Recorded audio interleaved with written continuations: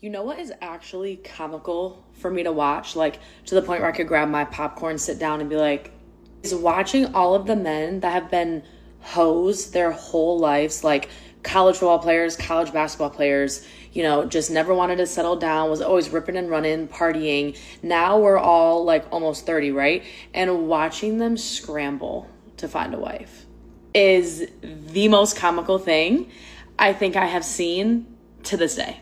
Scrambling, you guys, they're scrambling. Like, I have talked to so many of them and they're just like, yeah, I'm just ready to settle down, I'm ready to find a wife. And y'all, they'll pick anyone and everyone that is willing to just, like, they don't want to put no effort in, no time, they don't want to get to know the girl. It's like literally whoever lands in front of their face, they're like, yeah, I'll take you, you'll be my wife.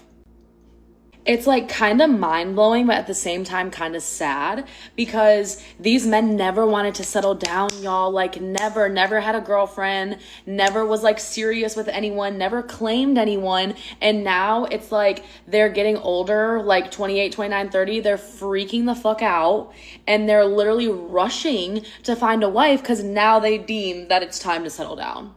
Like, it doesn't work like that. Like, it literally doesn't work like that. And it's so mind-blowing to me because I was friends with a lot of football players. I dated a college football player for 5 years. And watching who they all settled down with, like watching who they chose to be their life partner, no one ended up with who I thought they were going to end up with. Not a single person. And it's because the majority of them, like I said, were ripping and running, like hooking up with girls, partying, always had 5, 6 girls at a time. And like literally one day they just woke up, started scrambling because they're like, oh fuck, I'm 30, I need to find a wife. And literally just picked anyone. I swear to God, they just went on Instagram and picked somebody. And it's like no one ended up with who I thought they were going to end up with at all.